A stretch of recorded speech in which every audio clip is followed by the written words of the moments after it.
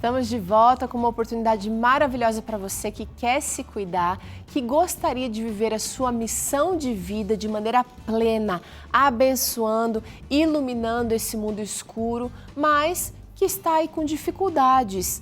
Bom, o nosso guia de estudos Fique Leve vai trazer aqui o cuidado com o seu corpo, com a sua mente e também a conexão que você precisa ter com Deus de maneira muito didática.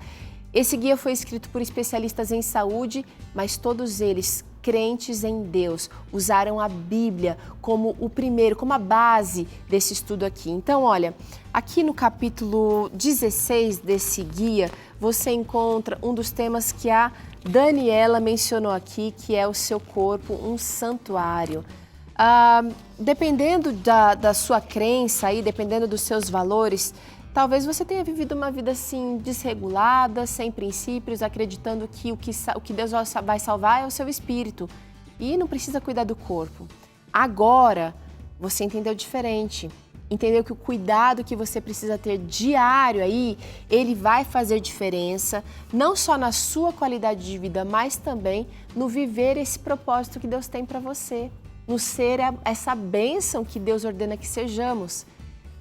Se está difícil aí, eu quero convidar você para lançar mão dessa ferramenta, para estudar em oração, para ler com calma, para pedir que Deus te ajude a entender os princípios que vão guiar você de maneira melhor nessa vida, através do guia de estudos. Liga para cá, ele é gratuito, nós mandamos para você aonde você estiver aí nos assistindo, nós vamos mandar, mas você precisa ligar para pedir. Ou ligar, ou então pedir pelo WhatsApp. O que você prefere? Vamos de telefone? O DDD é 12 21 27 31 21. É o contato para você falar com os nossos atendentes agora. E pelo WhatsApp, você só precisa dizer quero um guia de estudos Fique Leve pelo número 12 98244 44 49. O QR Code na sua tela também direciona você para o site, onde é possível pedir o seu guia também gratuitamente, tá bom? Daniela Pires está com a gente, ela que é mentora, ela que é especialista em neurociências, falando hoje sobre missão de vida, propósito. Dani, tem gente que consegue perceber essa missão de vida mais tardiamente, tem gente que descobre muito cedo. Mas é importante encontrar, é importante viver isso.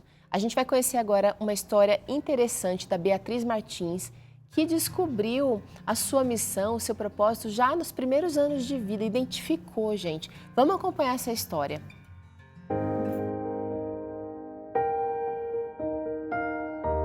Visão. Esse é um dos 5 sentidos que nós temos no nosso corpo. Talvez aquele que a gente mais utiliza. Mas não basta enxergar, é preciso ver além. E a história de hoje é sobre alguém que encontrou seu propósito de vida depois de ver uma cena que mudou completamente a sua visão de mundo. Era de tarde, a gente estava indo na casa de um amigo dele para uma reunião. Eu sempre acompanhei muito meu pai, todo lugar, passeio, reunião, adorava acompanhar ele. Estávamos aqui na região central de Guarulhos, uma cidade muito grande, né, 1,5 milhão de habitantes. E assim como qualquer cidade grande, em todos os centros, a desigualdade é a flor da pele. E eu lembro que o carro estava passando ali na região e aí veio aquele grupo, tem uma periferia, uma região bem conhecida e bacana aqui de Guarulhos, e eu vi naquela parte da região uma realidade totalmente brusca, né? Então, de um lado tem a zona mais valiosa de Guarulhos e do outro lado aquelas crianças de pé descalço. Então, quando eu vi aquela cena e quando eles bateram na porta, eu lembro claramente disso, um menininho chegou batendo na janela do quarto, no vidro do carro, né? Ô tio, você tem uma palhinha pra dar? Alguma coisa pra dar? Meu pai não tinha nada pra dar. Nunca fomos dar dinheiro, era sempre comida quando tinha. Ela perguntou pra mim porque aquelas crianças estavam daquele jeito, suja, descalça, sem camisa e tal, enfim. E eu expliquei, né? Dirigindo, né? Falar, filha, acho que os pais podem estar sem trabalho não tem dinheiro, sem dinheiro não dá pra comprar roupa, tá? Essas coisas todas. E as crianças ficam desse jeito.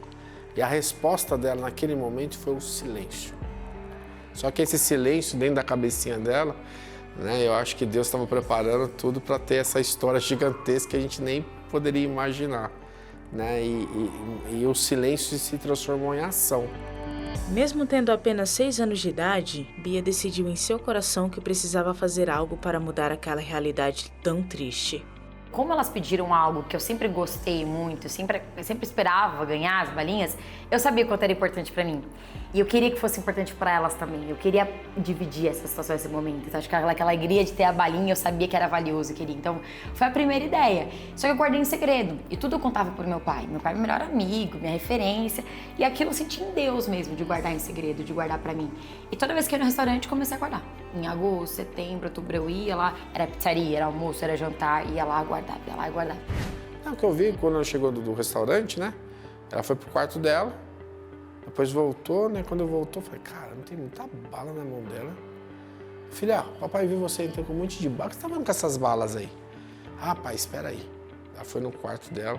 Ela voltou com uma caixa cheia de bala, pirulito, tudo melecado. Parecia um ninho de rato aquele negócio, né? Eu falei, que isso aí, Bia? Ela falou, não, pai, lembra aquela vez que a gente passou naquele lugar? Tinha aquelas crianças sujas, sem camisa e tal. Eu falei, lembro. Então, a gente não tinha bala para todas elas. E eu comecei a juntar bala. Para agora, perto do Natal, a gente dar um punhadinho para aquelas crianças. Daí que foi que me desmontou de uma forma, né, impactante mesmo. Mistura de vergonha, mistura de amor, mistura de admiração e uma certeza, eu tenho que fazer algo. E foi de uma simples ação, juntar balas em um potinho, que Ricardo se sentiu motivado e constrangido a fazer o mesmo. Isso foi no Natal. Naquele Natal a gente ajudou cerca de 600 pessoas. Então era um brinquedinho, uma balinha, uma roupa, uma cesta básica e tal. E a gente conseguiu fazer uma festa bem bonita. Mas beleza, né? Minha ação tá feita. Poxa, que legal. Fiz a minha boa parte, minha boa missão. Só que Deus tinha umas emoções pela frente, né? E todo mundo começou a falar. As pessoas começaram a falar um pro outro, você viu da menininha da bala, você viu da Bia, não sei o quê, blá, blá, blá. Na Páscoa, foram 2.500 crianças. Daí já veio o logotipo, isso, aquilo. E daí começou o movimento de datas comemorativas. Natal, Dia das Crianças, Dia dos Pais, Dia das Mães, uma ação específica, se reunia um mês e meio antes, arrecadava o que precisava e chegava. No dia a gente fazia ação. Isso foi uns 2 anos, mais ou menos, desse movimento. Aí começou essa situação toda, né? E começou a ganhar corpo, né? Ganhar um corpo, bastante corpo, né? De doação, de vida, tal, aquela coisa toda. Até depois de 8 anos que veio a necessidade mesmo de ter um documento. Eu acho que a primeira atitude dele de se engajar numa ação pontual, inicial, foi esperado. Por que esperado? Porque minha família sempre motivou, não só a mim, mas a gente teve sempre essa ideia de doar e de ajudar. Então, desde o meu avô, minha avó, sempre foi uma família que fez muito pelos outros. Então, a gente sempre gostou muito de gente. Então, isso era algo que era esperado dele. Só que eu não fazia ideia que isso tornaria também a missão de vida dele. Deus é muito maravilhoso quando prepara esses momentos, porque Ele preparou e colocou o olhar de Bia nas minhas mãos, porque sabia que era uma missão que era para dividir eu e meu pai. Nunca foi só dele, quer dizer, nunca foi nosso, é de Deus. A gente só apenas está executando o que Deus colocou nas nossas mãos. Mas foi muito isso. Então eu não esperava, eu sabia que talvez Ele ia apoiar no primeiro momento, que meu pai sempre apoiou em tudo, ainda mais quando o fato é ajudar ao próximo, mas que tomasse proporção. Na época meu pai tinha uma empresa de eventos, nossa vida era totalmente diferente. Eu tava com 6, 7 anos, tava no 3º ano da escola, era muito novinha, nem fazia ideia. Só que à medida que as coisas foram andando, foi realmente tomando corpo e maturidade e se tornou minha missão de vida, tanto a minha quanto a dele. A missão do Olhar de Bia é transformar vidas através da educação. E é isso que eles vêm fazendo com excelência e sensibilidade nos últimos 16 anos. Hoje o Olhar de Bia tem 16 anos de história, né? Foram mais de 400 mil vidas impactadas. E nós somos uma organização social, laica e apartidária, sem nenhuma ligação religiosa ou política. São empresas que investem no nosso trabalho. A nossa grande missão do Olhar de Bia, nosso sonho grande, é acabar com a miséria através da educação. E são 3 pilares que a gente atua hoje, os principais, né? Da solidariedade, que a gente chama de viralize o bem. E esse pilar tem o objetivo de não só dar uma cesta básica para as famílias, mas desenvolver famílias de fato na periferia. Nosso pilar core, a menina dos olhos, é o programa Alicerce. Então, como já diz o nome, é dar a base para jovens sonharem, voarem, realizarem. Então, esse programa, a gente desenvolve as habilidades comportamentais de jovens ensino médio de todo o Brasil. Então, nosso objetivo, a gente seleciona jovens que querem se transformar de vida.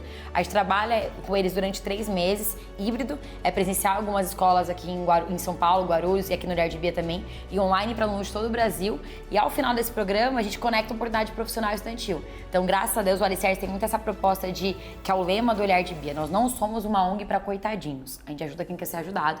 E o terceiro pilar, para finalizar, é a atuação em rede. Então, hoje o Olhar de Bia lidera uma rede chamada Conectados Terceiro Setor, que fazem parte de mais de 180 ONGs conectadas a nós. ONG de saúde, meio ambiente, educação, PET, onde nosso objetivo é compartilhar recursos e conhecimento com essa rede. Por que isso? Porque a gente não faz nada sozinho. A bandeira do bem é uma só. E o Olhar de Bia é um pequenininho, tem muita ambição, muita vontade, mas é pequenininho para solucionar o problema de todo mundo. Então a gente potencializa e a gente se alia a ONGs parceiras para aumentar nosso impacto. E eu sempre falei para a Bia, né, desde pequenininha, filha, beleza, você já fez isso com 8 anos, com 9, com 10, todas as idades. Você não precisa carregar isso. Você não precisa ser uma mártir, você não precisa ser heroína. A sua semente foi plantada, mas ela é teimosa. Até hoje está envolvida com tudo. E a gente se diverte muito, né? E acho que é uma coisa muito importante, né? Isso é muito claro quando eu falo, quando você... Não adianta a gente trabalhar com centenas de jovens no Brasil todo e eu com as minhas filhas não ter esse contato. Propósito de vida não é algo que surge quando se faz algo. É algo que surge antes de começar alguma coisa. É um desejo que vem de dentro e se materializa fora. Meu propósito, esse é um exercício que eu faço constante. Eu acho que ele vai mudando de acordo com a nossa vida passa. Mas eu vejo que o meu propósito é ser muito feliz e corajando as pessoas a realizarem os sonhos dela. Por que falar de mim primeiro? Porque é uma coisa que a gente aprendeu muito lidando com ONG. Não adianta de nada eu querer mudar o mundo se eu não arrumo minha cama, se eu não começo dentro de casa. E eu tenho que ser feliz no que eu faço. Por mais que a gente fala de ajudar muitas pessoas, é um trabalho que líderes sociais muitas vezes querem solucionar o problema de todo mundo, mas está infeliz, não está olhando para dentro de casa. E não adianta salvar o outro e perder a sua própria vida. Então eu quero ser feliz no que eu faço, encorajando as pessoas a realizar seus sonhos, porque tudo é possível. Bastou apenas uma ida à casa de um amigo para mudar a realidade de milhares de pessoas. Bastou apenas escutar algumas crianças batendo no vidro do carro para definir um propósito. Bastou apenas um olhar para começar a viver uma missão. Eu acho que o Olhar de Bia é um olhar simples, mas não simplório. E todo nesse processo, não tem como falar de Olhar de Bia sem falar de mim sem falar do Olhar de Bia. São 16 anos vivendo isso, né? Eu tô com 23. Então não sei que minha vida é sem Olhar de Bia. Então todo esse processo de amadurecimento meu, eu entendi não é ser um positivista, aquela coisa, não ver o problema, não é isso. Mas é entender, olhar o copo mais cheio do que vazio, sabe? Ver oportunidade nisso. Então acho que esse olhar de fé, de agir com muita fé, põe o pé que Deus põe no chão, e de ver a alegria dos pequenos detalhes é o que com certeza me motiva todos os dias.